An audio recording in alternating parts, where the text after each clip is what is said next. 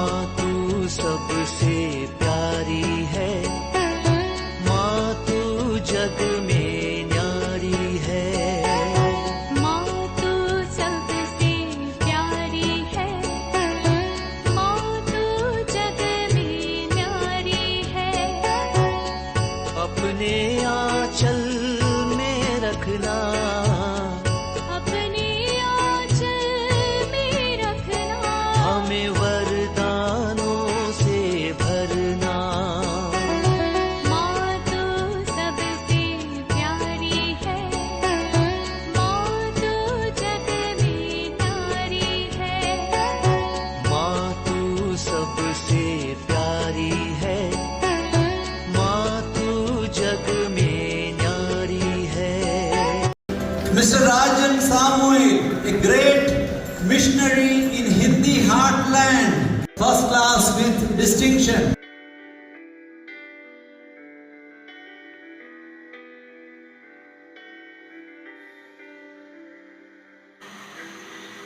पिता, पुत्र और पवित्र आत्मा के नाम पर आमीन। आप सबों को जय यीशु।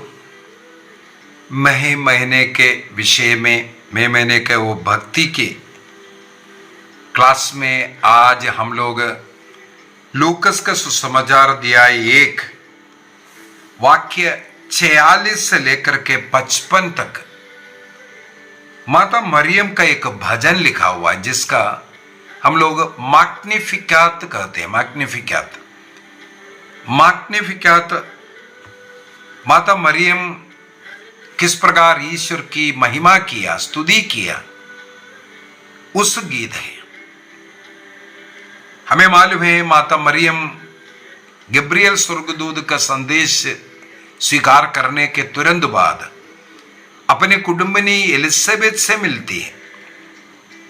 एलिजाबेथ पवित्र आत्मा से भर करके कुछ बातें कहते हैं। धन्य है तू जो ईश्वर के वचनों पर विश्वास किया। उनके पति सक्रिय अविश्वास करने के कारण आज मूक बन करके बैठा है, और एलिजाबेथ पवित्र आत्मा से भर करके कहती है तू दारियों में धन्य है, और धन्य है आपके गर्भ का फल। मुझे ये सौभाग्य कैसे प्राप्त हुआ कि मेरे प्रभु की मां, मेरे ईश्वर की मां मेरे पास आए हैं। पवित्र आत्मा ने प्रकट किया। इसके बाद कहते हैं आप धन्य हैं जिन्होंने विश्वास किया, प्रभु ने आपसे जो कहा वो पूरा हो जाएगा। ये सुन करके माता मरियम भी पवित्र आत्मा से भर करके जिसके बाद एक गीत गा रही है, उसी को ही मैग्निफिकात कहते हैं।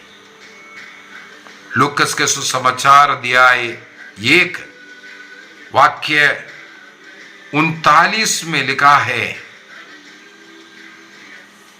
एलिजाबेथ पवित्र आत्मा से भर गया माता मरियम के प्रणाम को सुन करके।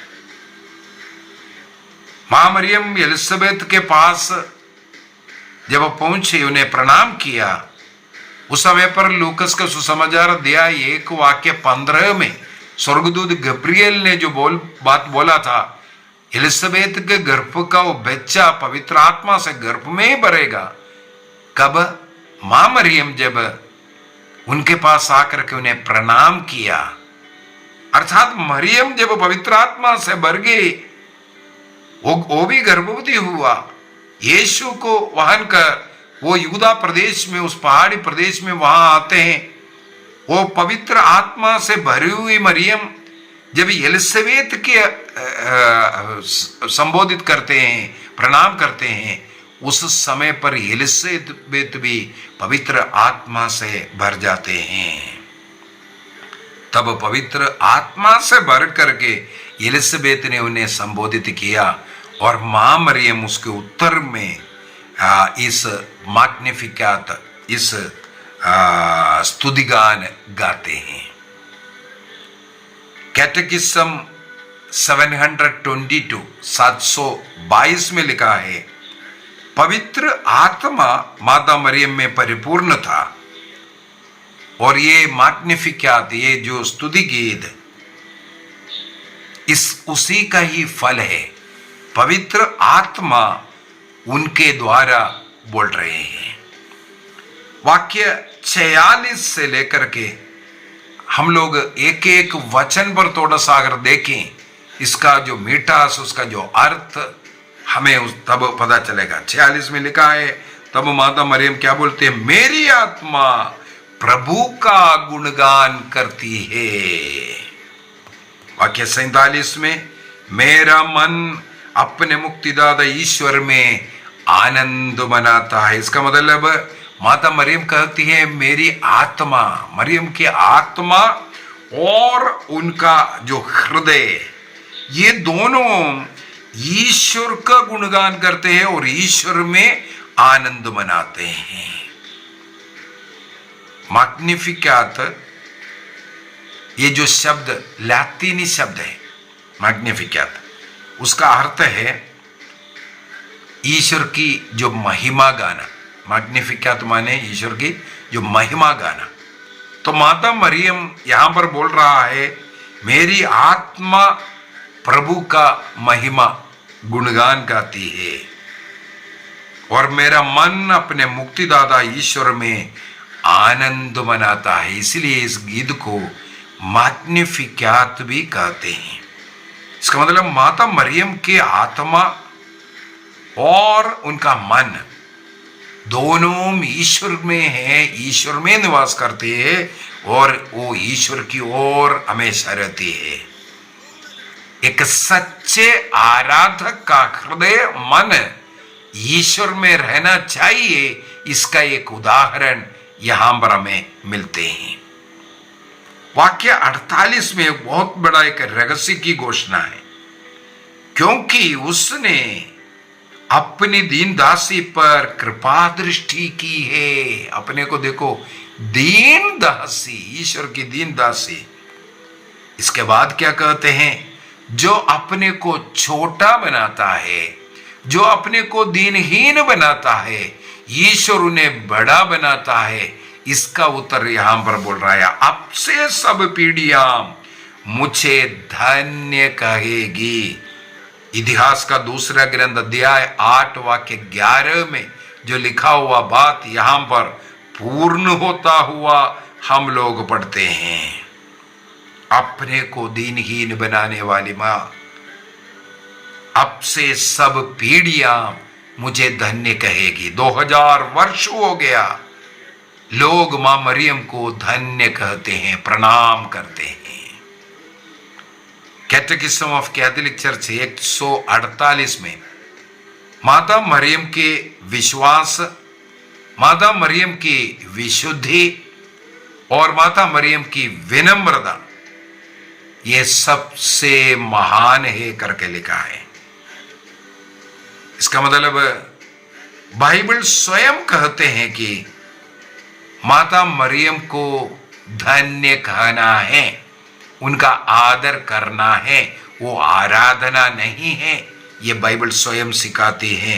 वाक्य 48, लूक चैप्टर 148, अब से सब पीढ़ियां मुझे धन्य कहेगी। और लूकस का सुसमाचार अध्याय 11 में हम लोग देखते हैं ईसा मसीह के सामने ही भीड़ में से एक महिला यही कहने लगे, धन्य कहने लगे। इसका मतलब माता मरियम ने यहां जो बोला उसके करीब 30 वर्षों के बाद की घटना। ईसा मसीह के सामने वो ऊंचे स्वर से बोलते हैं, धन्य है वह गर्भ जिसने आपको धारण किया और धन्य है वह स्तन जिनका आपने पान किया। देखो, यह बात 30 वर्ष के बाद भी चल रहा था। यीशु के सामने मां मरियम को धन्य कहते हैं। और हम लोग वाक्य 39 में पढ़ते हैं, क्योंकि सर्वशक्तिमान ने मेरे लिए महान कार्य किया है, पवित्र है उसका नाम। ईश्वर का नाम पवित्र है, ये स्वीकार करते हुए मां मरियम बोलती है, जो कुछ मेरे जीवन में है वो सब ईश्वर का देन है। अपनी महिमा का गुणगान नहीं गा रहे हैं, ईश्वर के गुणगान कर रहा है, ईश्वर की महान कार्य कर रहा है। मेरे बुद्धि के कारण, मेरे शक्ति के कारण, मेरे अच्छाई के कारण मेरे साथ ऐसा हो रहा है, ये नहीं, बल्कि सबका श्रेय ईश्वर को देते हुआ हम लोग यहां पर देख रहा है। वाक्य 50 में अगर जाएंगे, वहां पर लिखा है, उसकी कृपा उसके श्रद्धालु भक्तों पर पीढ़ी दर पीढ़ी रहती है। पीढ़ी दर पीढ़ी बने रहने वाला ईश्वर की कृपा, ईश्वर का भय भक्ति हम लोगों में ईश्वर की आशीष अनुग्रह लेकर के आते हैं। प्रवक्ता ग्रंथ अध्याय 1 वाक्य 12 में भी हम लोग ये पढ़ सकता है, ईश्वर की कृपा, ईश्वर की जो करुणा, मर्सी, पीढ़ी दर पीढ़ी। अगर माता पिता अच्छे ईश्वर भक्त में जीवन जी रहा है, वो ईश्वरीय कृपा बच्चों पर, आने वाले पीढ़ियों पर रहेगा। इसलिए हम लोग बार बार बोल रहे हैं, परिवार मिलकर के पारिवारिक प्रार्थना और बच्चों में इस प्रकार का आदत डालना जरूरी है। और वाक्य 51 से लेकर के 53 तक पढ़ करके जाएंगे, वहां पर इस प्रकार अपने को विनम्र करने वाले और अपने को घमंड करने वालों का क्या होगा इसके विषय में लिखा हुआ है। ईश्वर न्यायी ईश्वर है और संसार जिस प्रकार सोच रहा है उसी प्रकार नहीं, ईश्वर का न्याय एक अलग तरीके से है। जो अपने को घमंडी बनाएगा, अभिमानी बनाएगा, उन्हें ईश्वर दीनहीन बनाएगा। जो अपने को शक्तिशाली बना करके दिखा रहा है वो कमजोर व्यक्ति है। और उल्टा देखो, दो अपने को दीनहीन बनाएगा उन्हें प्रभु शक्तिशाली बनाएगा। और जो अपने को कमजोर, बलहीन, पूर्ण रूप से ईश्वर पर आश्रित रहता है उन्हें शक्तिशाली बनाने के विषय में। उसी प्रकार धनियों को खाली हाथ छोड़ेगा, लेकिन भूखों को वो धनी जैसे बनने का। देखो, पीड़ित शोषित लोगों के साथ ईश्वर के न्याय दिखाएगा, इसका गुणगान मां मरियम कर रहा है। मत्ती सुसमाचार अध्याय 5 वाक्य 3 से 10 तक 8 आशीर्वचन है, उसके साथ इसको हम मिला करके पढ़ सकता है। ईसा मसीह का जन्म ही इसलिए हुआ है, न्याय सबों को मिले। और वाक्य 54 और 55 में हम लोग इब्राहिम और उनके वंश के प्रति अपने चिरस्थाई को स्मरण कर उसने हमारे पूर्वजों के प्रति अपनी प्रतिज्ञा के अनुसार अपने दास इस्राएल की सुधि लिया है करके बोल रहा है। इसका मतलब मादा मरियम इस्राएल का इतिहास को, अर्थात इब्राहिम से लेकर के जो वादाएं इस्राएल को जो मिला है उसको स्मरण करते हुए वो ईसा मसीह में पूरा हुआ है, इसकी घोषणा यहां पर करता है।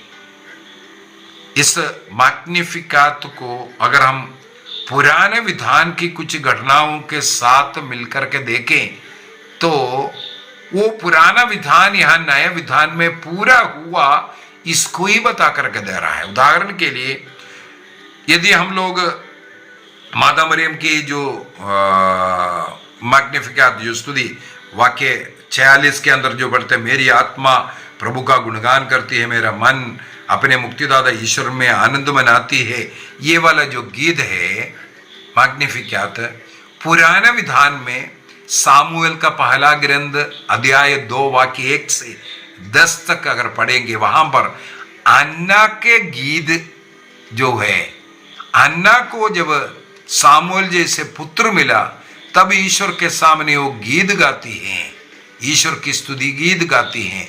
वो और माता मरियम के ऐसे गीत एक समान, तकरीबन तो एक समान हमें दिखेगा। यहां पर हम लोग पढ़ते हैं दीनों को ऊंचा किया है करके। यदि हम लोग स्तोत्र ग्रंथ 113 का वाक्य 7-8 को अगर पढ़ेंगे, यही वचन हम लोगों को मिलेगा। और दूसरी बात है, वो भूखों को तृप्ति किया, यहां पर मरियम गाते हैं। और स्तोत्र ग्रंथ 107 का वाक्य 9 में भी हम लोग ये कार्य पढ़ सकता है। इब्राहिम का जो वादा के विषय में जो बोला है वो पुराना विधान के ही है। उत्पत्ति ग्रंथ अध्याय 17 वाक्य 7 में इब्राहिम के साथ विधान जोड़ करके प्रभु यही कहता है। और ईश्वर का नाम पवित्र है करके निर्गमन ग्रंथ अध्याय 3 वाक्य 14-15 के अंदर मूसा नबी को दर्शन देकर के ईश्वर का ये नाम पवित्र नाम के विषय में हम लोग पढ़ सकते हैं। इसका मतलब है अन्ना और माता मरियम, इन दोनों में हम लोगों को कुछ समानता दिखता है। माता मरियम के गर्भ में अभी यीशु है, पुत्र मिला है। वहां पर अन्ना को सामुएल मिला है, एक पुत्र मिला है। और दोनों ईश्वर की महिमा गाई है, ईश्वर ने उन्हें कृपा दिया बोल करके दोनों वही कार्य किया। अन्ना का वो पुत्र हमें मालूम है सामुएल जैसा बड़ा एक नबी बना है, तो माता मरियम का वो पुत्र हम लोगों के लिए मुक्तिदाता को इस संसार में लेके आया। इस भाग के अंदर कुछ बातें हमारे जीवन में उतारने के लिए हैं। सबसे पहले माता मरियम जिस प्रकार अपने को दीनहीन बना करके, अपने को छोटा बना करके ये गीत प्रभु की प्रशंसा का ये गीत गाते हैं, इसी प्रकार हमें भी विनम्रता का एक स्वभाव को धारण करना। मैं प्रभु की दासी हूं, दास हूं, ये विचार ईश्वर के सामने अपने को दीनहीन बनाने के लिए, ईश्वर की कृपा अनुग्रह पाने के लिए जरूरी है। दूसरी बात, यहां पर मां मरियम ईश्वर को धन्यवाद देते हुए स्तुति कर रहा है। ईश्वर ने जो कृपा आशीष उनके जीवन में बरसाए उसके लिए कृतज्ञ हृदय से प्रार्थना कर रहे हैं। हमें भी रोज प्रभु से पाए हुए हर एक क्षण घड़ी कार्य के लिए प्रभु को धन्यवाद देते रहना जरूरी है। और आखिरी में हम लोग देखते हैं मां मरियम न्याय के विषय में घोषणा करते हैं, क्योंकि वह न्याय, ईश्वरीय न्याय पर विश्वास करती है, आशा करती है। ईश्वर दीनों को, दुखियों को, गरीबों को ऊपर उठाता है। यह विश्वास हमें भी करना है। हमें भी दीनों की सेवा करने वाला, दूसरों के आंसू पोंछने वाला बनना है। आइए हम अपनी आंखें बंद करें और आज की इस क्लास मैग्निफिकेट, जिसमें मां मरियम पूर्ण रूप से प्रभु के सामने अपने को समर्पित करते हुए प्रभु की महिमा गाती है, हमें भी निरंतर प्रभु को धन्यवाद स्तुति करते रहने का कृपा मिले।